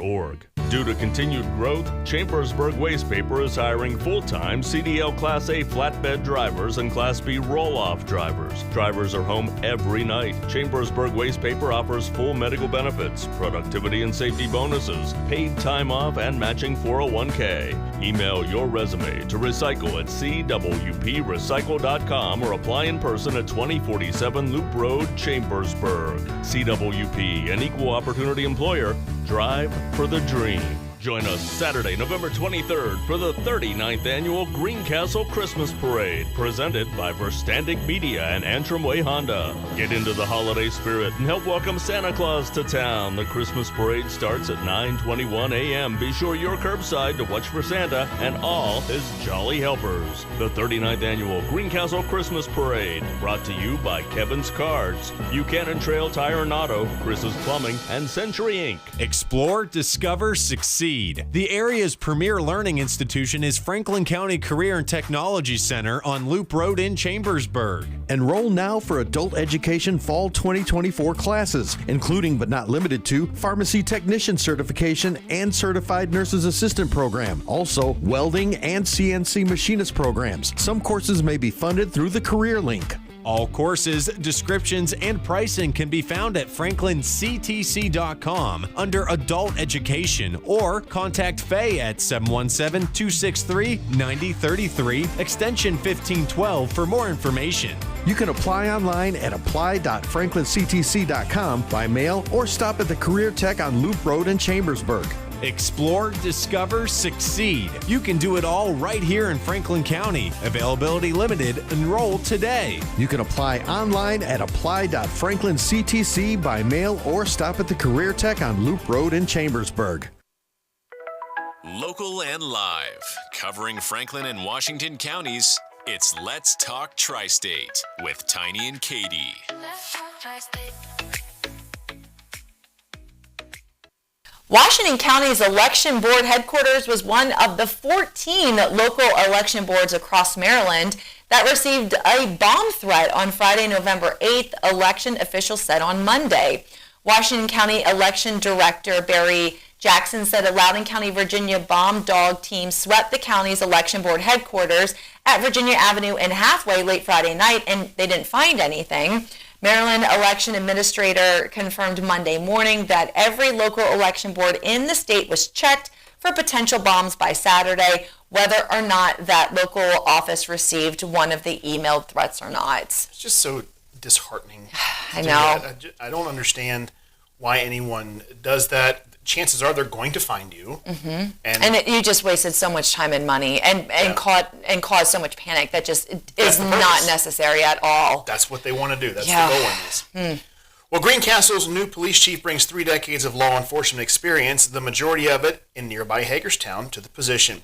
Jason Batistig, I hope I'm pronouncing that correctly, we'll just call you Jason from now on, is 52 and was unanimously appointed by Greencastle Borough Council, then sworn in by Mayor Ben Thomas Jr. on Monday, November 4th. He said, "I've always looked at police work not as a job but as a passion," in an interview later in the week.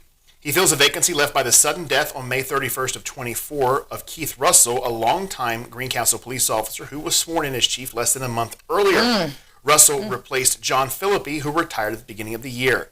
Jason hails from Elderton, a small town outside Indiana, Pennsylvania, where he grew up in, quote, the fantastic environment of a 500-acre farm in the middle of nowhere. That sounds like, I was going to say, that sounds like your dream, doesn't it? I want to be right in the middle of that farm, surrounded by all 500 acres, and I don't want my neighbors to be able to see me, hear me, nothing. I know. You are a recluse, for sure. Well, congratulations, Jason. I am a Greencastle resident, so hopefully we'll be seeing each other soon. I mean, in like a... Like in a social setting? Something not in like the police chief. Gonna see you soon. Yeah. On that note. It almost, if you wouldn't know, and you did say it so sweetly, obviously, but it was, it'd be like, I'll see you soon. Just meant, there's a lot of holiday events coming up, the parade, the tree lighting. I'm sure that Greencastle's finest will be there. Good to see you soon, Jason. That's what I meant. But let's take a look at news and sports, or just sports with Andy, and it's all powered by 2A Arms, LLC, 2A and PA, Firearms and Freedom. Here's your local sports roundup, starting with Berkeley County. The long-awaited WVSSAC postseason football seeds have arrived, with the promise of exciting matchups. The Martinsburg Bulldogs clinched the number 1 seed despite having to forfeit a win less than an hour after completing a perfect regular season for the use of an ineligible player earlier in the season. Holding an overall record of 9-1, the Bulldogs will host next-door neighbors, the Hedgesville Eagles, who proceeded number 16 with an overall record of 2-8. Kickoff is set for Friday, November 15th at 7 p.m. The Musselman Applemen were named the number 14 seed with their record of 3-7. They'll face number 3, the Hurricane Redskins, on the road Saturday, November 16th at 7 p.m. The Jefferson Cougars ended their regular season strong. They clinched the number 4 seed, holding a 7-3 record this season. They'll host number 13 Parkersburg on November 15th, kickoff at 7. And the Spring Mills Cardinals, who recently had to forfeit 4 wins due to the participation of an ineligible player, finished their regular season with a record of 5-5, and they are seeded number 12. The Cardinals will play number 5 Wheeling Park on the road Friday, November 15th at 7 p.m. The Washington Patriots are seeded number 7. Their record on the season was 7-3. They'll host number 10 Woodrow Wilson on Saturday, November 16th at 7 p.m. Woodrow Wilson and Washington have previously played each other this year, which resulted in a 17-10 loss for the Patriots. Also, a congratulation going out to the Washington Patriots girls soccer team. They snagged their first state title in program history the other day. Congratulations, ladies. The Maryland 1A semifinals in girls volleyball for Washington County is heating up, and we're going to resume playoff action tonight for the state title. Boonesboro will play North Dorchester at Arundel at 5 p.m., and Clear Spring takes on Patterson Mill at Thomas Johnson. That match starts at 7. In the Maryland 2A semifinals, Williamsport will play Calvert at Watkins Mill. That match is at 5. And for the Maryland 3A semifinals, North Hagerstown will take on Northern Calvert at Arundel at 7 p.m. This past weekend, 4 Washington County football teams had competed in the first round of the MPSSAA region playoffs, and here's what went down. The Boonesboro Warriors, who are 9-1, were able to notch a win against Catoctin over the weekend. The Warriors will now host 4th-seeded Brunswick in the second round of the playoffs. These two teams had met in Week 3 of the season, with Boonesboro winning in a close one, 38-35. In the 2A, 1A West first round, Williamsport took on Winters Mill in Williamsport. The number 2-seeded Wildcats sit at 7-3. They scored 4 touchdowns in the third quarter in this game, 3 on explosive plays of more than 50 yards. Williamsport will now host number 3 Liberty, a 27-7 winner over number 6 South Carroll this past weekend in the second round. That all takes place this coming week. A spot in the state quarterfinals are at stake for the Wildcats. In the 3A West first round, North Hagerstown fell to Oakdale 43-0. Oakdale, the defending state champion at 8-2, are the number 3 seed. They were playing at home and they shut out the number 6 seed Hubs of North Hagerstown High School to end North's season. Oakdale had a lead of 36-0 at halftime after a 29-point second quarter, and the Bears never looked back. James Jackson for the North Hagerstown Hubs was the leading rusher with 42 yards on the night.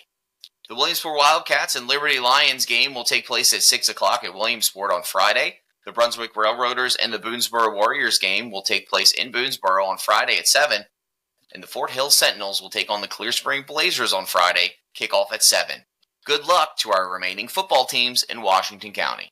If you'd like to be featured on the Coach's Corner with Andy, email coach at 921thegoat.com.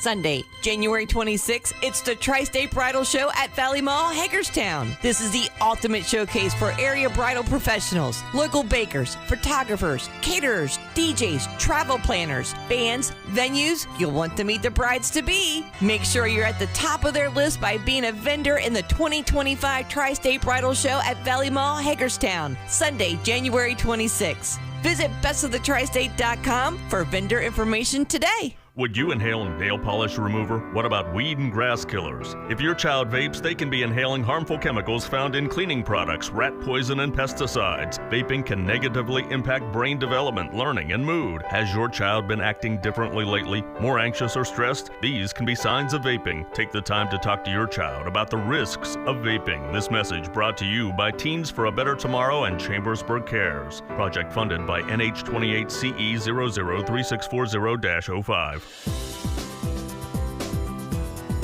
Making your home more comfortable, secure, and efficient. That's the goal of CV Winger, from upgrading your heating and cooling, plumbing, and electrical systems to installing new faucets or security lights. CV Winger is your solution, a certified York dealer offering products backed by decades of experience. Founded over 140 years ago, York has been an industry leader from the start. Talk to CV Winger today about the upgrades you want in your home and receive a free estimate on your projects. From installing new Comfort Height toilets to a whole house generator or a heat pump water heater. See how properly installed quality York products can make your home smarter, more efficient, and more reliable. You can save money on your energy costs too. Call CV Winger today at 717-263-1469 or find them online at cvwinger.com. CV Winger in Chambersburg, your certified York dealer. You can't spell autumn without two A's. Well, there's only one A in autumn. Well, there's no fun in autumn without 2A Arms, the original 2A in Chambersburg. If you are headed to the woods for archery or rifle seasons, 2A has everything you need, including youth hunting rifles from top names, and they can special order archery items. Your successful hunt begins at 2A Arms, 700 West Loudon Street, Chambersburg. Online at 2aarmsllc.com. 2A in PA. Firearms and freedom. Are you currently medically uninsured and a citizen of Washington County, Maryland? Uninsured citizens are healthier and more productive through free access to health care. The Community Free Clinic can help those in need of physical or mental health care, including prescription medicine and lab services. Services are not based on income. Most services are free to qualifying patients. Are you currently medically uninsured? If you are in need of physical or mental health care, go to mycommunityfreeclinic.org to see if you qualify. Your health, their priority. Life can throw unexpected curveballs. When that happens, turn to Weatherholtz Bonding, your trusted partner in tough times. Their team will get you out and back to your life fast and with the lowest financing plans allowed by West Virginia law. Licensed in West Virginia, Maryland, and Virginia with nationwide coverage. Call Weatherholtz Bonding 304-267-5888. Reclaim your freedom. Devil Dog Recovery is your trustworthy choice for vehicle repossession. Devil Dog Recovery, 304-264-8233. Fast, reliable, always ready. Hi, I'm Ashley Newcomer Mills at R. Bruce Carson Jewelers. With the popularity of lab-grown diamond jewelry growing, we want to invite you to a special lab-grown diamond event on November 15th through the 30th. We will be featuring a large selection of loose lab-grown diamonds, fashion and bridal jewelry at 25% off. With any lab-grown diamond purchase sale, you will be entered into a drawing to win a loose lab-grown diamond that is a 1-carat GVS1. Call now to make an appointment with us. We look forward to seeing you. Carson Jewelers, making timeless memories since 1902. Every family deserves the warmth and comfort of a beautiful Napoleon fireplace. Imagine flickering flames casting a soft glow as you curl up with a book, settle down with that someone special, or sip hot cocoa. Cozy up your home without burning through your savings. LT Rush Stone and Fireplace offers a selection of energy-efficient fireplaces that can help reduce your energy consumption, keeping money in your wallet, not spiraling up the chimney. Whether you prefer the traditional Napoleon wood burning, the clean convenience of a Napoleon pellet-fueled, or slick Napoleon gas options, you'll find the perfect fit for your home and family at LT Rush Stone and Fireplace. Visit the showroom on Buchanan Trail between Waynesboro and Greencastle to view more possibilities. Receive a free ton of pellets with any pellet stove purchase. Enjoy the perfect ambiance without breaking the bank. Cozy up your home with help from LT Rush Stone and Fireplace. LT Rush Stone and Fireplace, making dreams come true. WIKG, Mercersburg, Chambersburg, Greencastle, 92.1 The Goat, the Tri-State's home for sports and news. Local and live, covering Franklin and Washington counties, it's Let's Talk Tri-State with Tiny and Katie. Let's Talk Tri-State. Welcome back to Let's Talk Tri-State, powered by Home Right Windows and Doors in Waynesboro, the right choice, winner in the 2024 Best of the Tri-State Awards. Our first guest today, we have Tony Fisher, who is the Program Director of Life Sharing Services, which is a program through Family Care Services. Would that be the appropriate way to introduce that? Thank you. Thank you so much for being here. I know a little bit about your organization because I did interview a few of the ladies from the Life Sharing program a couple months ago, but let's first start with Family Care Services. What is the mission of Family Care Services and what are the programs that are offered? Basically to provide a family setting for anybody that can't live in their own family. So foster care, we provide foster care and life sharing services in a host family setting. And we're going to focus with you on the life sharing portion of this because that's your area of expertise. What is life sharing? Life sharing is basically living with a caregiver or a host family that helps support you live a safe, healthy, quality life. And it's for individuals over the age of 18. Yes. And who would qualify as somebody that could receive the services? They would have to be they would have to get connected with the county and go through an intake process. Basically, they need an intellectual or developmental disability to qualify.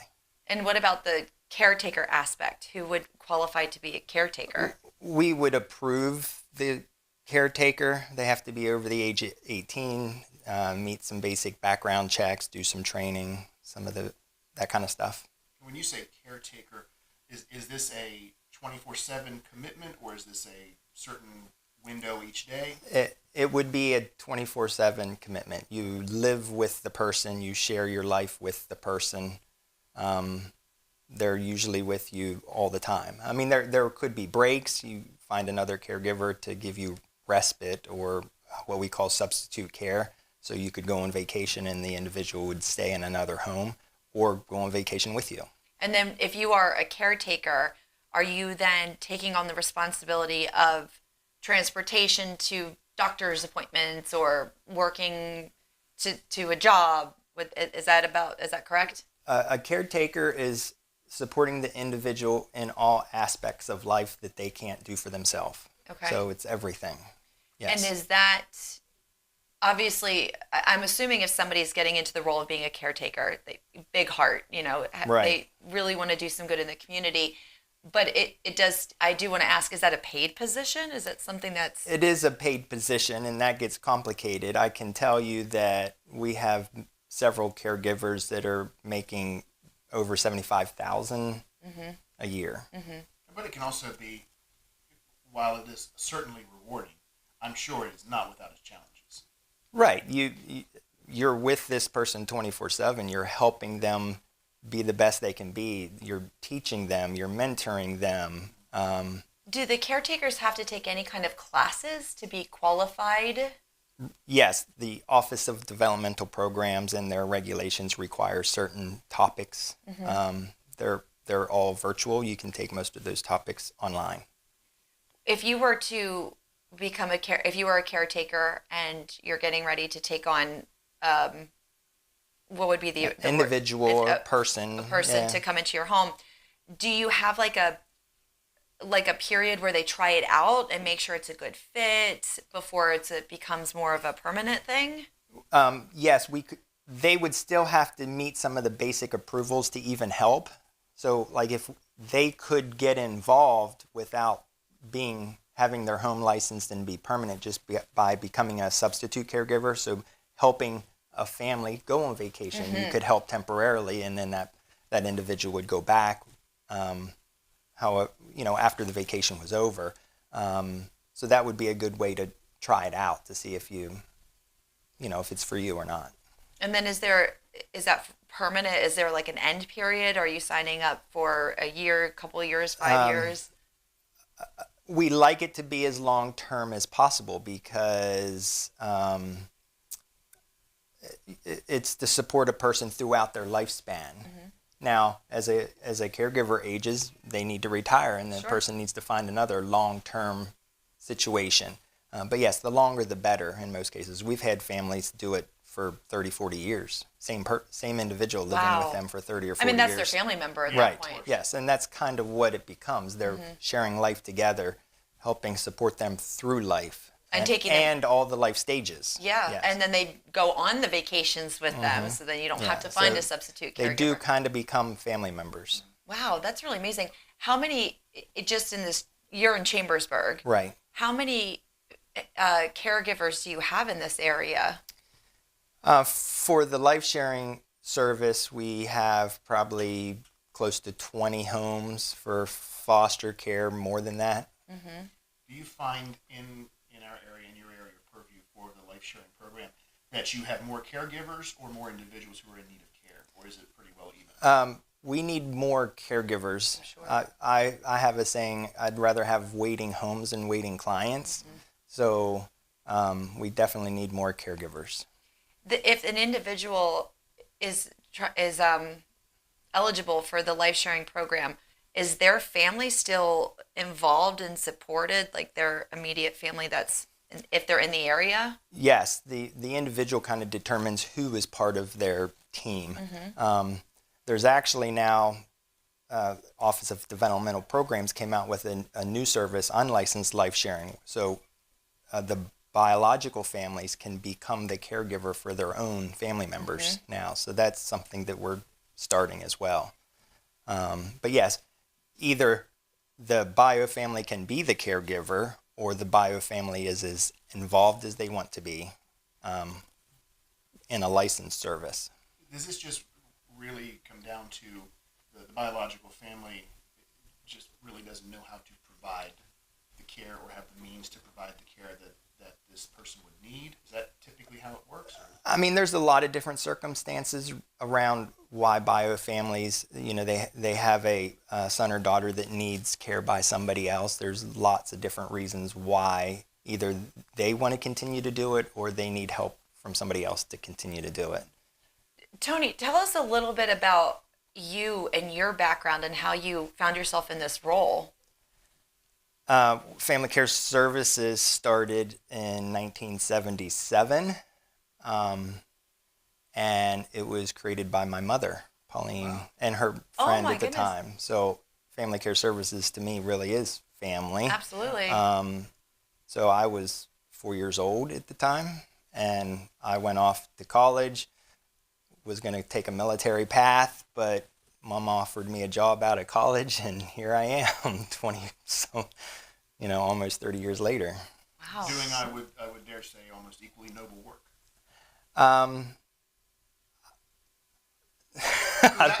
It's hard. That was a statement. I enjoy helping others. Yeah. Have you been a caregiver before? I was a caregiver for 13 years. My wife and I at the time did foster care and life sharing. Wow. Yeah. Do you, when I think of life sharing, is there a particular story or anything that comes to mind that you could share with us about a great success story that you've seen? Oh my, there's so many, because like I said, some of our families have had the same individual with them for 30 and 40 years. I mean, they've shared their lives together. They've gone to concerts together. They've cried together. They've become family members. All of those situations are admirable, and we hope to provide more of it. Find more families that would like to do the same kind of thing. Is there a limit to how many in the life sharing program to how many people a person can take care of? Is there a ratio? Yes. For the life sharing service, the maximum number of individuals that can live in the family is 2. And the just so that everything out on the table, you said that it can be upwards of $75,000 a person maybe yes. to do this. Is that per person that they? That would be if you have 2 people. It would be close to that. If you have one person, I'm giving estimates, but one person is probably closer to 45,000. Because would that essentially take the place of a full-time position then? That would be. I mean, we do our best to pay caregivers a professional pay.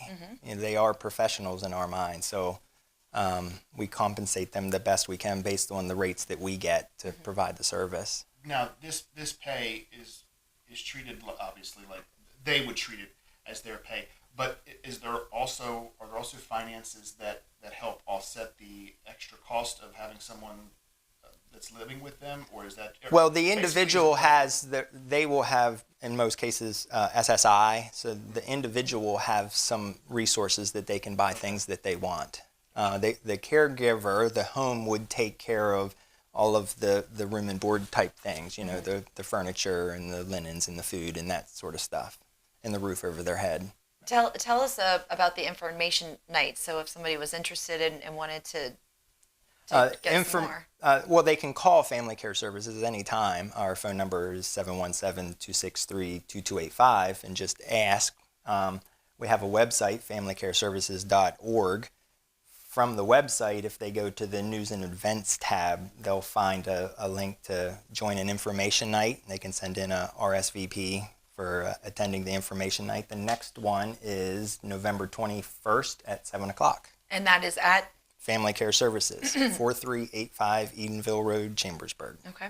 And is Family Care Services is it 501c3? Yes. Okay. So tax deductible. Yes. Make a donation. Now, if anyone just wants to make a donation, I'm assuming same process. Yes, we actually have a donate tab on our website. So currently, do you have a waiting list of individuals who are waiting for homes and caretakers? Well, because in the life sharing service, we don't really have vacant homes, so we can't take a referral right now.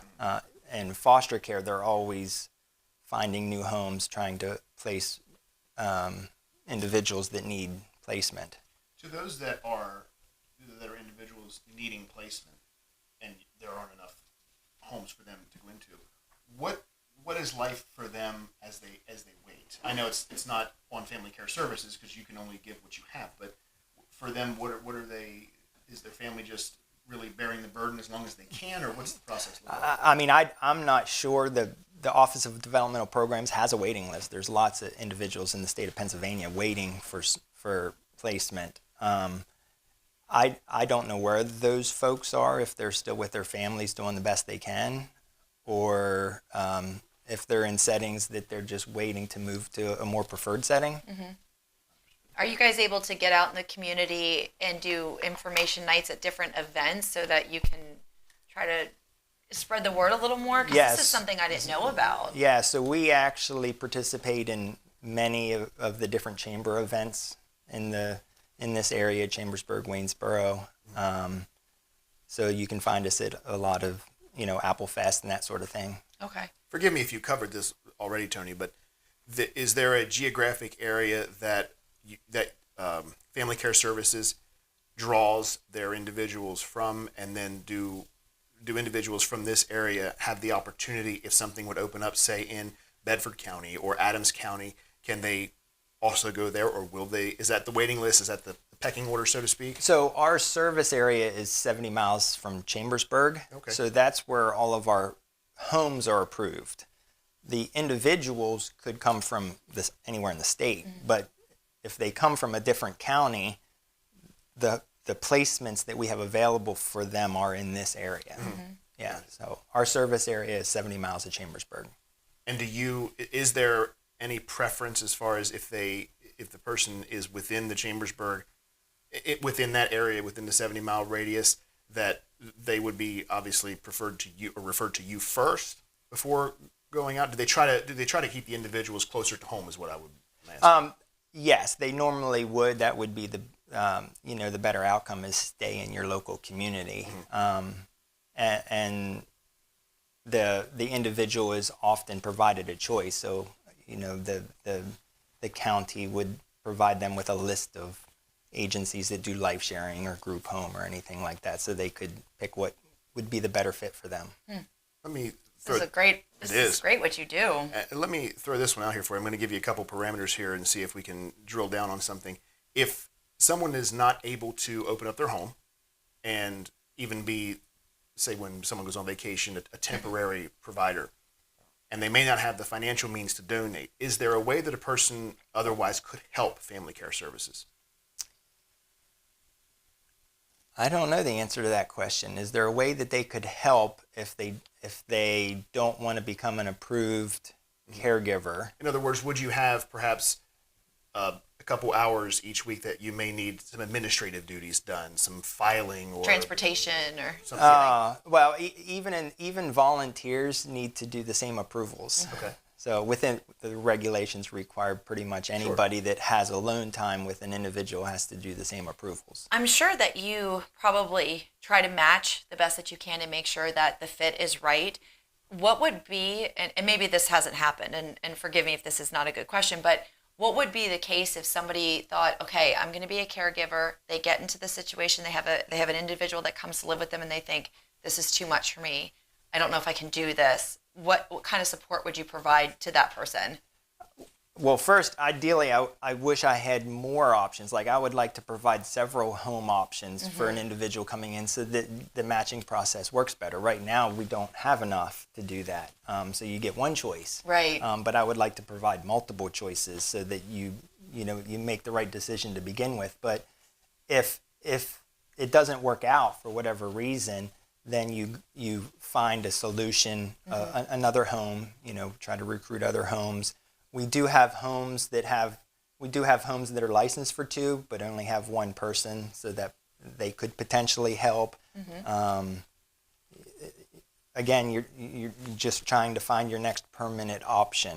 Sure, there's a lot of unknowns, but it sounds like you've had so many success stories, and it's really a wonderful thing that you do. And I'm sure that you are in need for caregivers, and hopefully this touches somebody's heart and they're able to reach out and find your website, and we can get to that place where there isn't anybody waiting. We can find homes for everybody. What do you, with the last couple of minutes that we have, is there a certain age demographic that you find that makes up most of the folks who need a home and need a place to stay? Not really. We have folks in their 20s, 30s, and 60s. So I don't know that there's a higher percentage in one age group. And someone who is older, like in their 60s, forgive me if I'm assuming incorrectly, but would that be someone whose parents otherwise were taking care of them and they had passed away, so now this person is left without care? Yeah, so we do see referrals in that situation, aging biological parents, and there's no other family members that want to take on that responsibility. So, trying to find a host family is the next best option. I would imagine that is, if that particular scenario, someone who has spent 60 plus years in their home with their biological parents, and then their parents either pass away or cannot provide care for them any longer. I would imagine of all the scenarios, that may be one of the more difficult ones for the individual to adapt to. Well, yeah, anytime an individual has to leave their home, it's a bit traumatic. Absolutely. And we help the best we can with, providing some stability and support and comfort during really all the difficult points in life. I just, that to me, when you were talking about that struck me as very heartbreaking to think that someone would have to go through that. It's hard enough when you are not intellectually disabled and your parents pass away, which is a natural way of life, unfortunately. I can't fathom. Yeah, ideally we would like to do transition planning, so that we're prepared for that instead of it becoming an emergency, but often it just becomes an emergency. Yeah. Well, Tony, before we let you go here, plug the website again, and where can people find you? People can find us at familycareservices.org. If you would like to come to an information night, go to the News and Events tab, or just call our office, 717-263-2285. And your information night is the 21st of November. That's right. Perfect. Thank you so much for what you do in the community, and thanks for being here with us today. We really appreciate it. Thank you for having me. If you'd like to be featured on an upcoming episode of Let's Talk Tri-State, call 717-597-9200 or email letstalk@921thegoat.com. The JR Sport Brief on the Infinity Sports Network. Am I going to favor them to win the championship this year? The answer is no. That'll be the greatest miracle because this is the New York Jets. And unfortunately, what's most likely is that one day Aaron Rodgers packs his bags and says, I want to leave. The New York Jets don't have a coach. And the New York Jets are going to have to start from scratch and suck for many more years because another Green Bay Packers experiment quarterback screwed them. This is JR of the JR Sport Brief on 92.1 The GOAT.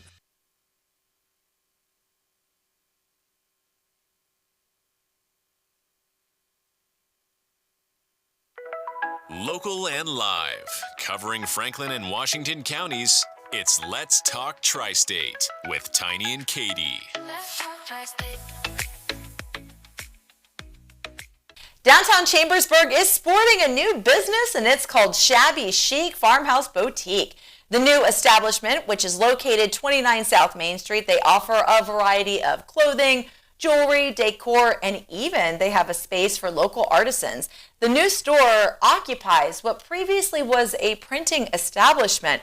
But Tiny, I love the name Shabby Chic Farmhouse Boutique, and I'm very interested to see what a chic farmhouse looks like. Like, I have an idea in my head. Just watch Chip and Joanna. Chip and Joanna. Is that farmhouse chic? Yeah, is that what you call that's that? shabby chic. That's the Okay. Yeah, like the barn dominium type look. Now, watch. I would probably go there, and it's not at all that. It wouldn't be that, but that is, as I know it to be. I believe that's what it is. That sounds like a really cool business to be checking out. Well, unhappy about potentially being admitted to WellSpan Chambersburg Hospital, a Waynesboro man. This is unreal. Admitted to threatening a doctor with various forms of violence, according to Chambersburg Police. Magisterial District Judge Glenn Manns denied bail for Ashley Eugene Murdoff, who's 47, on Wednesday morning, saying there were no bail conditions that could ensure the victim's safety, according to court records. Murdoff is charged with one count of terroristic threats, a misdemeanor, according to court records. After being brought to the hospital for an evaluation Wednesday, Murdoff allegedly made multiple comments to a nurse about a certain doctor whom he'd been in the care of during a previous hospital stay. Murdoff threatened to place a bomb in the doctor's home if he was admitted to the hospital, according to court documents. He also said he would, quote, hold the doctor onto the ground and bash her head in, police wrote in court papers. What could you have possibly had done that would make you do this? There's not a lot of things that leave me speechless, but this is one of them. Well, in that case, I'll read the story every day. But I just don't understand this type of, like, I don't know that there's anything that would possess me to use this type of language. Absolutely. About anybody. I've been pretty upset, but never to that extreme to word anything like that. Craziness. Oh, my goodness. Well, thankfully, he's behind bars, and they'll get that situated, and hopefully justice will prevail. Let's take a look at sports with Andy. It's all powered by the DRB Group, the right partner for your real estate development. Here are your scores from around the NHL last night. The Montreal Canadiens got a win over the Buffalo Sabres 7-5. The Philadelphia Flyers came out on top against the San Jose Sharks 4-3, while the Calgary Flames beat the Los Angeles Kings 3-1. The Carolina Hurricanes got a victory over the Golden Knights 5-2, and the Colorado Avalanche beat the Nashville Predators 3-2. In NBA action last night, the unbeaten Cavaliers took on the Chicago Bulls, and the Cavaliers came out on top, still undefeated at 12-0, 119-113. Donovan Mitchell led the way in scoring with 36 points, and Josh Giddey had 18 points for the Bulls with 8 rebounds and 7 assists. The Washington Wizards fell to the Houston Rockets last night, 107-92. Carrington was the leading scorer for Washington with 10 points, and Sengun was the leading scorer for the Rockets with 27 points and 17 rebounds. The Brooklyn Nets beat the New Orleans Pelicans 107-105. The Oklahoma City Thunder got a win against the Los Angeles Clippers 134-128. Shai Gilgeous-Alexander had 45 points for the Thunder with 9 assists and 5 steals, while Powell had 31 points and 3 steals for the Clippers. The San Antonio Spurs beat the Sacramento Kings 116-96 last night. Domantas Sabonis had 23 points with 12 rebounds, while Victor Wembanyama had 34 points, 14 rebounds, and 6 assists on the night. The Miami Dolphins were victorious over the Los Angeles Rams last night in Monday Night Football. The Dolphins moved their record to 3-6, while the Los Angeles Rams fall to 4-5. Tua Tagovailoa was 20 of 28 for 207 yards with a touchdown and an interception. Devon Achane had 12 carries with 37 yards, and Jalen Waddle was the leading receiver for the Dolphins with 3 receptions on 57 yards. Tyreek Hill also had 3 receptions for only 16 yards, but did manage to get his first touchdown in 6 games. That's the longest streak that Tyreek Hill's ever gone without scoring a touchdown. As for the Los Angeles Rams, Matt Stafford was 32 of 46. He threw 1 interception and no touchdowns on the night. Kyren Williams rushed 15 times for 62 yards. And Puka Nacua had 9 receptions for 98 yards, while Cooper Kupp followed with 7 receptions and 80 yards on the night. Up next for the Miami Dolphins, they get a home game against the Las Vegas Raiders at 1 o'clock on Sunday. And the Los Angeles Rams will travel to the New England Patriots, also taking them on at 1 o'clock. In college hoops last night, number 2 ranked Alabama beat McNeese 72-64. Parker led the scoring for McNeese with 19 points, while Nelson scored 22 points with 8 rebounds for the Crimson Tide. Number 7 Iowa State got a win against Kansas City 82-56. Number 13 Purdue took down Yale 92-84. Number 15 Marquette beat Central Michigan 70-62. Number 20 ranked Florida got a win over Grambling 86-62. And number 21 Ohio State took down Youngstown State 81-47. Texas A&M, number 23 ranked on the season, got 97 points against Lamar, who only scored 71 on the night last night. And the Rutgers, ranked number 24, beat St. Peter's 75-65. If you'd like to be featured on the Coach's Corner with Andy, email coach at 921thegoat.com. Don't let